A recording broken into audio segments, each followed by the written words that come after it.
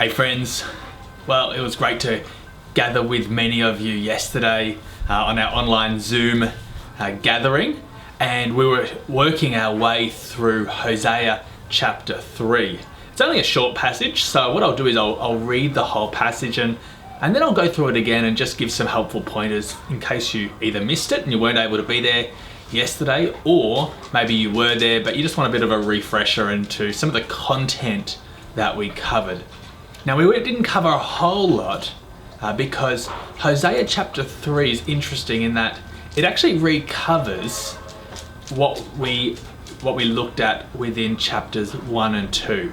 But if chapter 1 and 2 covers God coming to Hosea and telling him to marry or redeem this promiscuous woman Gomer, Hosea chapter 3 is Hosea's account of that. It's a short chapter, but it hones in more onto the personal situation that Hosea and Gomer find themselves in. So let's read through it, and then I'll just go back through it and just update us on a few helpful points to consider when we come to this passage. So starting at verse 1, the Lord said to me, "Go, show your love to your wife again, though she is loved by another and is an adulteress. Love her as the Lord loves the Israelites, though they turn to other gods and love the sacred raisin cakes. So I bought her for 15 shekels of silver and about a homer and a lethek of barley. Then I told her, 'You are to live with me many days. You must not be a prostitute or be intimate with any man, and I will behave the same way towards you. For the Israelites will live many days without king or prince, without sacrifice or sacred stones, without ephod or household gods. Afterward the Israelites will return and seek the Lord their God and David their king. They will come trembling to the Lord and to his blessings in the last days.'" Well, let's just take a moment just to work our way through that short passage verse by verse and just unpacking some of the helpful things for us to be considering. So we start off with the Lord coming to Hosea and saying to Hosea, "Go show your love to your wife again, though she is loved by another and is an adulteress. Love her as the Lord loves the Israelites, though they turn to other gods and love the sacred raisin cakes." All right, here, most people think that this is sort of a parallel of chapter 1, verse 2, where the Lord speaks to Hosea in the first place. But this time we've got Hosea speaking his account of what the Lord says, to go find this woman who is an adulteress and to show your love to your wife again. Love her as the Lord loves the Israelites, though they turn to other gods and love the sacred raisin cakes. Here we're reminded that Hosea and Gomer's relationship is simply a shadow, a type, if you like, of what we find between the Israelites and Yahweh.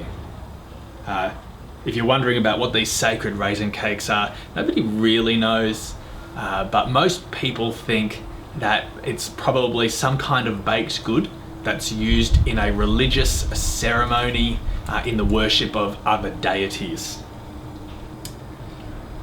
Verse 2, "So I bought her for 15 shekels of silver and about a homer and a lethek of barley." Now, everyone here's going to jump on Google, try to find out how much is this worth. We don't really know. You'll find different figures pop up from time to time.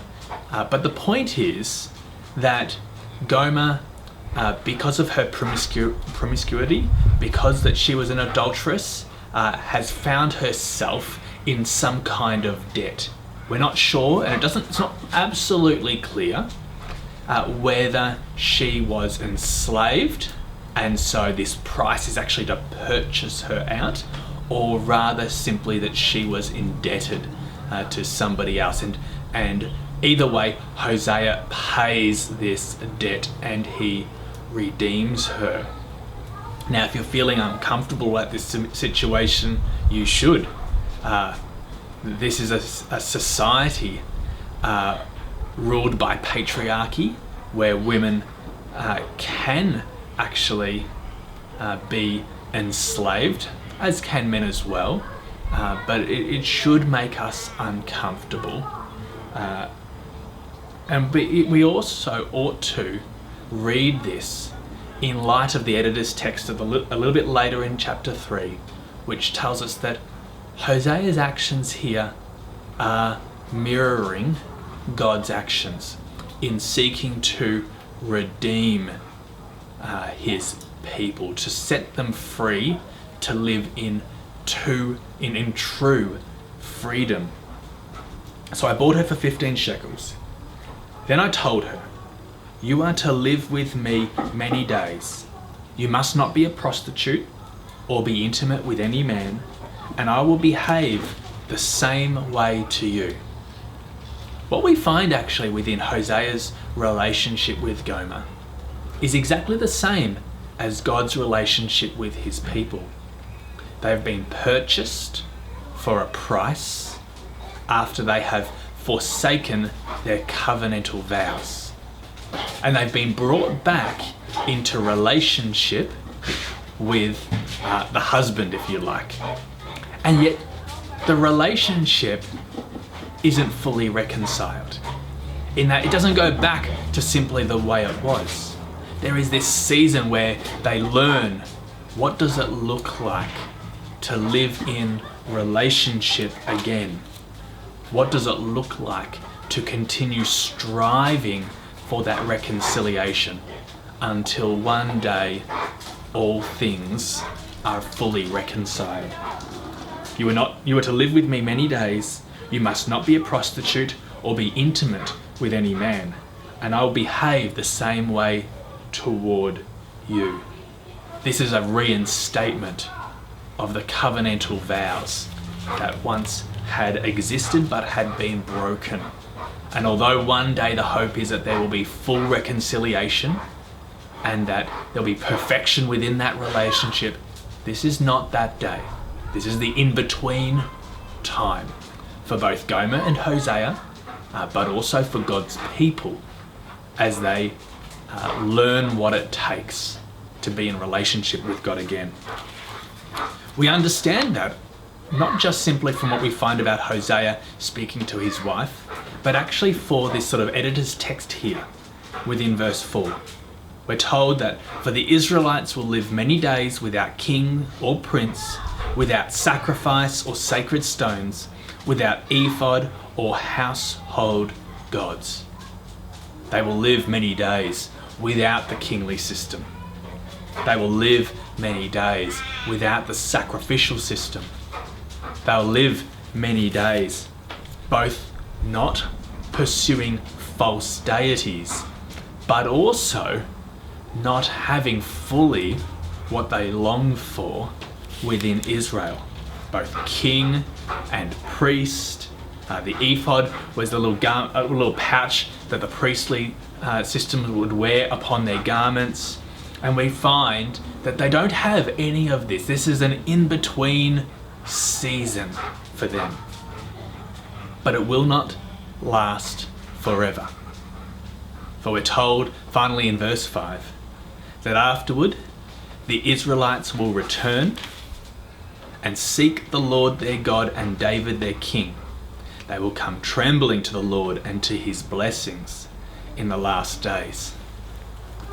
One of the things that we were discussing yesterday as we gathered around this text and as we explored it together on our online Zoom gathering was, where does this refer to?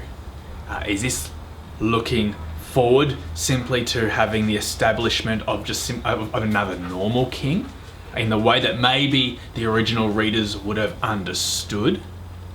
Maybe this is looking further forward to the ultimate king of Jesus, coming as a young child and living, dying and rising again in the line of David. Is this simply referring to that instance? But what about us as we also look forward to the day where Jesus returns? And does this have a far longer trajectory as we look to all come trembling to the Lord and to his blessings in the last days? There are probably multiple ways of reading this, and it's not that any individual way is right or wrong here, but rather the original readers would have understood this probably in a more closer time frame. But we too, as we read this text, ought to understand how might the original readers look at this as they longed for the re-establishment of their kingly and priestly system, but also through the lens of Jesus and the cross, we actually can look farther afield, understanding this as God's salvation plan in redeeming all of creation. And so everything might be brought back into perfect relationship with him. That last verse, although we don't get it in our translation, the original language has this sense of, or has this word of goodness being brought back into account. And we're reminded actually of when God passes before Moses with all of his goodness. And we're going to find that in Hosea, this sense of God being a good father, this sense of forgiveness and goodness going hand in hand, and God having good things in store for his people. Now, if we're confronted a little bit by the story of Hosea and Gomer, we should be. We live in a vastly different culture where we ought to be feeling uncomfortable about women having a price or being indebted and enslaved and such. But we also ought to remember that this is to be read not as a historical narrative as such, although there is history there, but actually this is a piece of poetry here. And the story of Hosea and Gomer is a poetic story that is given to us to illustrate such a greater meaning.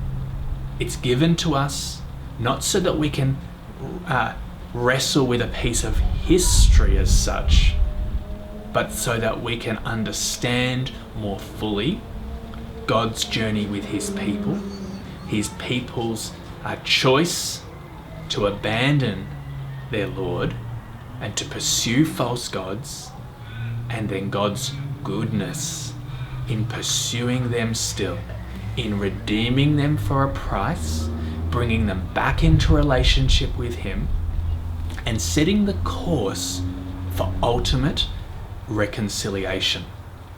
For that is the story of Hosea. My friends, have a great week, and I look forward to gathering with many of you next Sunday as we continue our journey through Hosea. And if you're not able to make it early next week, there'll be the next part in our series as we explore this text together. And really the text then moves towards Israel as a nation and God's work within Israel. We move a little bit away from the poetic account that is Hosea and Gomer. Blessings and have a great week, friends. Thanks.